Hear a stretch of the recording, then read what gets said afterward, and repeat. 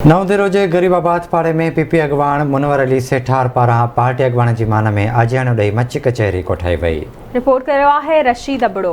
नवदे रोजे गरीबाबाद मल में पीपी अगवान मुनवर अली सेठार पारां पार्टी अगवान के मान में आजियानो ॾेई मच कचहरी कोठाई वई। कचहरी में पीपी लाड़काने के general secretary Ejaz Ahmed Lagari, PP नवदे रोजे सदर सैयद अरशद राशिदी, जनरल सेक्रेटरी मोहम्मद अनवर बोड़ो, अगूणे पीपी सदर खालिद अहमद मेमन, मंसूर सुमरो, जाहिद जलबानी, इमरान सेठार, फखरुद्दीन समेजो, हलीम नारेजो, असगर नारेजो, सरफराज मीरानी, खालिद करीम, शरीफ लाशारी, डिग्री कॉलेज नवदे रोजे प्रिंसिपाल नज़ीर अहमद सुमरो समेत बेन वडे अंग में शिरकत कई। कचहरी में मच बारे चौधारी आयल मेहमान वेही रहा, जिते एक बे सां शहर के मामलन समेत जिंदगी के बेन मसलन ते गौर विचार किया। कचहरी में मौजूद शहरन आवाज़ टीवी से ॻाल्हाईंदे चयो त असांजा सिंधी में रस्म आहे, असां सभु दोस्त गॾिजी करे कंहिं न कंहिं बहाने ते नंढड़ा वॾा वेंदा हुआ, मच कचहरियूं करे ऐं पंहिंजा हाल अहिवाल ओरींदा हुआ।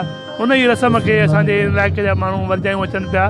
अॼु ही ॾुख ऐं जेको जो माहौल जेको आहे महांगाई जो दौरु आहे, उन जे हालत में ही दोस्तनि खे गॾु करण ऐं दोस्तनि खे विहारे उन मच कचहरी ते वेही पाण खे ॾुख सूर अंजण जे लाइ गॾु थिया आहियूं। अॼुकल्ह जेको आहे सो ग़रीब परेशान आहे, कहिड़े वेले खाइण जे लाइ उन टाइम में ही कचहरी जा मेड़ाका करणु ऐं उनखे जेका सिंध जी सकाफ़त आहे उनखे असां जो वर्जाइणु तमामु बहितरीनु ॻाल्हि आहे। ऐं अहिड़ियूं मेल मुलाक़ातूं थींदियूं रहनि। ये हिकिड़ी दिलि बहिलाइण जे लाइ मच कचहरी रखी वई आहे। ये मोहबती मेड़ा दोस्तनि रखिया आहिनि, हुननि जी महिरबानी जो पाण में थिए, कचहरी बि थिए थी, इन में ॾुख सूर बि वंडजनि था, महफ़िल मौसीक़ी बि आहे, माण्हू खे थोरो ताज़ो तवानो बि थियणो आहे। हिन महांगाई जे दौर में तमामु महांगाई वधी वई आहे, माण्हू तमामु परेशान आहिनि, पर हीअ हिकिड़ो इंटरटेनमेंट ठाहे रखी वई आहे। असांजी सिंध जी रवायत आहे जेका सालनि खां थींदी पई अचे।